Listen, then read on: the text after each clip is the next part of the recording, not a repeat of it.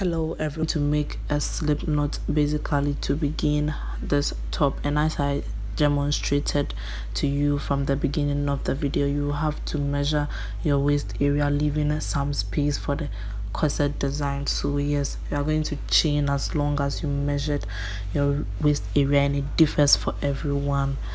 Whether you are small, large, medium, it differs. Everyone's waist differs, so go ahead and chain as long as you measured for your waist area.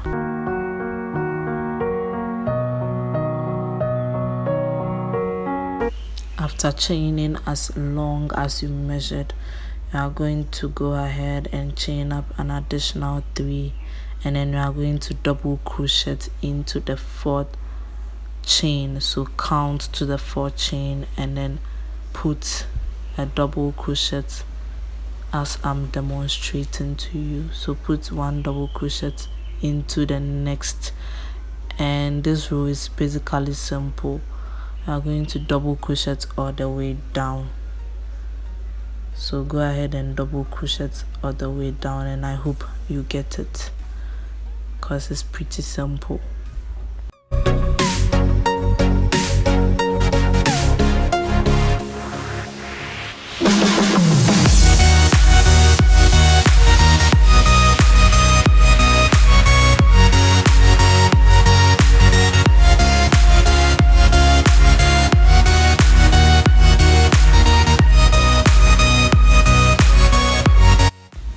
Getting to the end, you are going to put your last double crochet usually,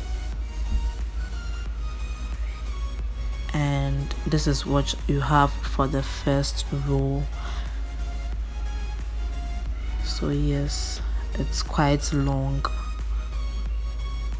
and next you are going to go ahead and focus and chain 2, turn over and double crochet as usual into the next space, and this will also be regular double crochet all the way down. So go ahead, put in 1 double crochet in each stitch till you get to the end of the row.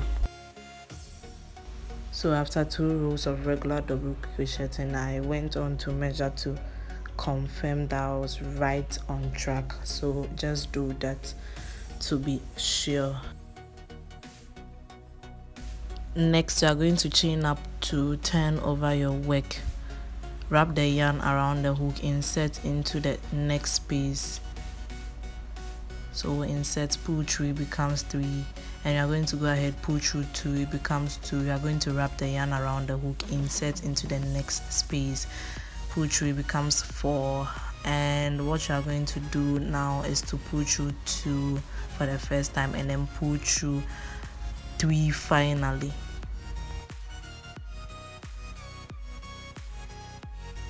Go ahead and put in regular double crochets in each stitch till you get to the end of the work, the last but 1 stitch, and I'll meet you there.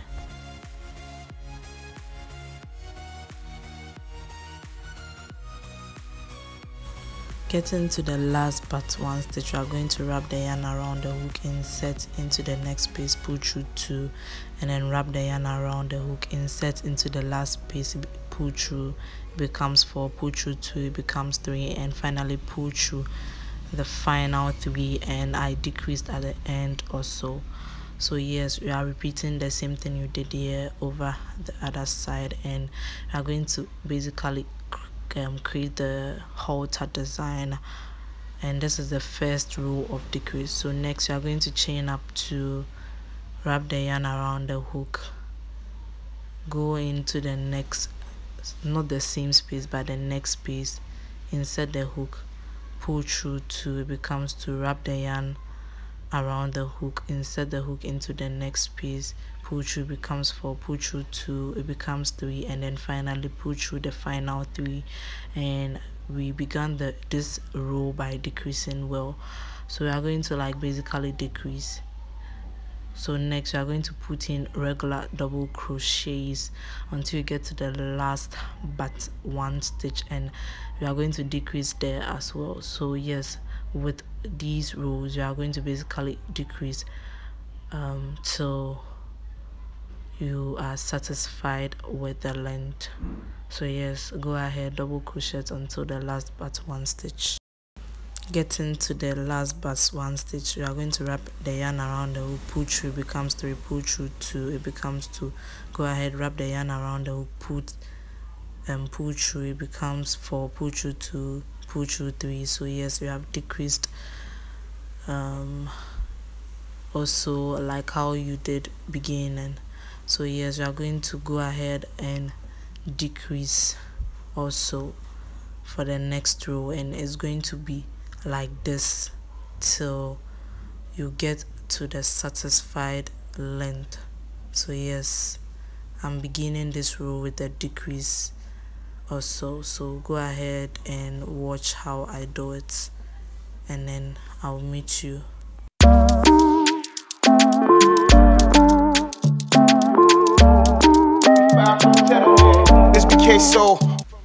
You are going to repeat this row of decrease, and for this particular top I added about 14 more rows, so it depends on the length.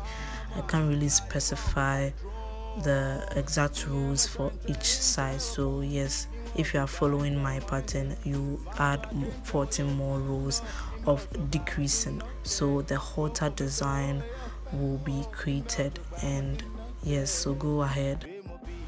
This is how your work is supposed to be after adding 8 more rows, but it depends on everyone. So yes, after counting, I had 12 rows, and I'm going to go ahead and decrease until the 18th row. So yes, we are basically creating the halter.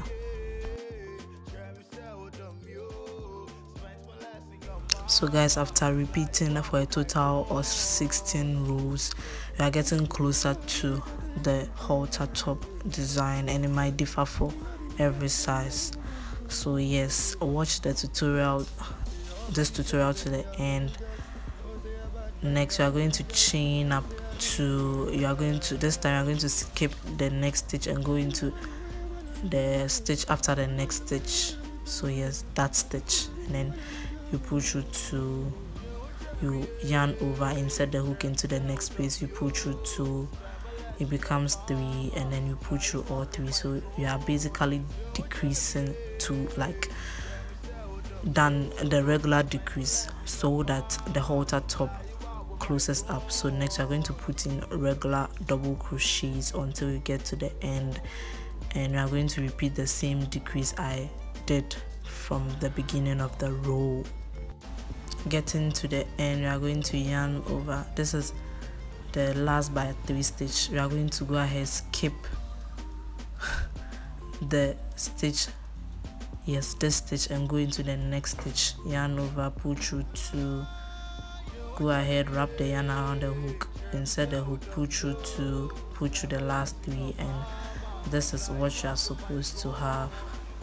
After doing this, I went ahead and added 4 more rows of decrease, and we are supposed to end with an even number of stitches. I ended with 18 stitches, and this is basically how the back is going to be. So yes, you are supposed to have 18 stitches or end with an even number. To make the neckline I demonstrated from the previous video, you are going to chain up to, yarn over to, insert. So yes, just watch how I do it. This is called a triple crochet. Yarn over to, insert, pull through 2, pull through 2, pull through another 2. So yes, this is a triple crochet. So after triple crocheting, you put in a regular double crochet in the next stitch, and then you put another regular double crochet in the same stitch, and this is what you're going to have. Next, you're going to put I'm going to go ahead, put in a half double crochet into the next stitch. So yes, go ahead and put in a half double crochet into the next piece. I'm going to go ahead and put in another half double crochet into the next space. So next, we are going to single crochet 2 times and then slip stitch to join. So to begin the next pattern, you are going to go ahead and slip stitch. I'm going to go ahead and put in another single crochet, and then after putting in another single crochet, you single crochet once again, put a half double crochet into the next stitch, put another half double crochet into the next stitch, and then once again put another half double crochet into the next stitch. So this time we are going to double crochet 2 times into the same space, and then in the last stitch we are going to put in a triple crochet. So yes, just observe how I did it. So next we are going to put in a double crochet in the same space, and this is how to make this particular neckline. So yes, I'm trying to zoom in for you guys to see the detail. Yes, so this is how to make this exclusive neckline, and you can make it on all types of top if you learn this pattern well. So now it's time to make the straps, and we are going to chain as long as you want. I went ahead and chained about 200, and I recommend that you single crochet or slip stitch back to keep a beautiful work. So we are going to do the same thing at the other side too.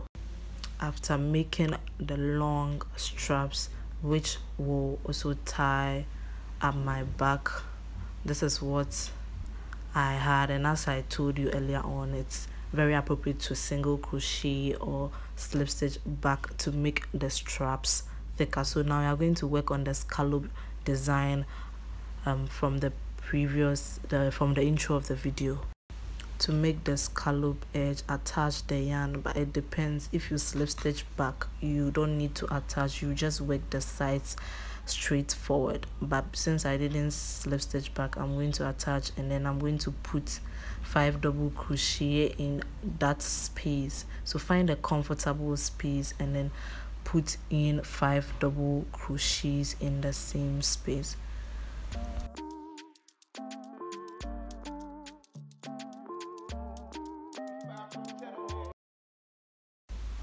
So after putting in 5 double crochets, you are going to count 3 and slip stitch into the third space, and hooray, you have this beautiful scalloped edging design.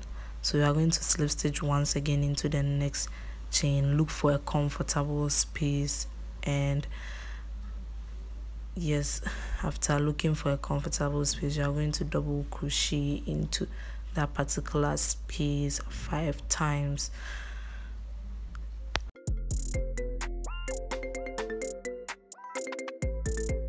Slip stitch into the third space, and hooray, you have the scalloped edging. It's pretty simple and pretty easy. So yes, after slip stitching, you go ahead, look for a comfortable space, put 5 double crochets into that particular space, and it is kind of repetitive. So yes, I'm going to skip this part and I'll meet you when I'm done.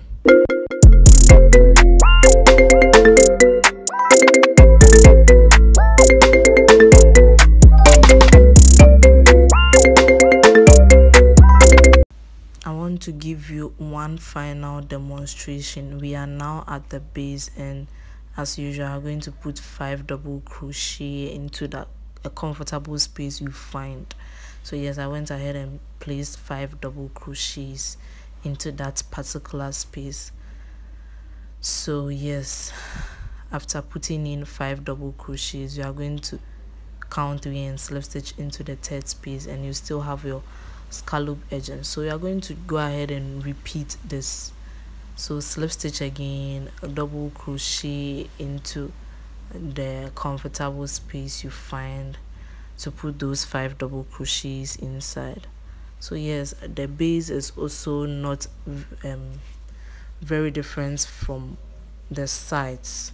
So you're just going to repeat the scalloped edging, and I'll meet you at the end. After working the scallop edging. This is what you're supposed to have. Yes, I went ahead, worked the scallop edging on the other side and also the base, and on this side also make sure to weave in excess yarns, and if possible use fabric glue to maintain the neatness of the work. But since I'll be unraveling this particular project, I can't go in and use fabric glue because I'll be using the same yarn for another design. So yes, go ahead and do what I showed you to keep a neat work. And also yes, the neckline is pretty simple. I just love the way it is right now. Now with the back design, as you saw from the intro of the video, you are going to go ahead and do the crisscross design at the back. So demonstrating the crisscross design for you guys, please observe how I do it.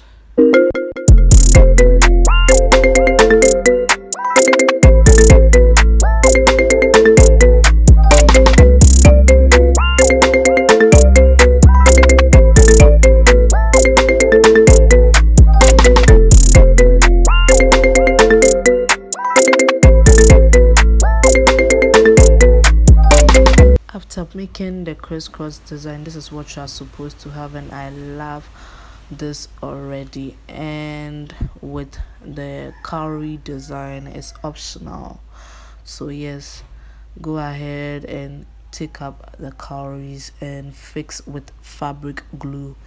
I actually ran out of fabric glue, so I wasn't able to demonstrate how I stick these, but also you can sew in with a piece of yarn. And actually, since I'll be unraveling this project, I won't fix these cowries because after doing this it will be pretty difficult for me to unravel. So yes, as I'm demonstrating for you, this is how you're supposed to arrange the cowries at the base. But also you can decide to go ahead and arrange the cowries at the neckline also, so it depends on what you actually want. So guys, this is the final project, and it took me about 45 minutes to work on this project, and it's pretty simple. Yes, very easy, and the details are so perfect, especially the neckline and the scalloped edging as well. And most importantly, I just love the color. You can pair this top with a pair of jeans or any black trouser. So yes, I hope you love this tutorial. If you are not subscribed, please do so. Support my channel and also recommend my videos for other people.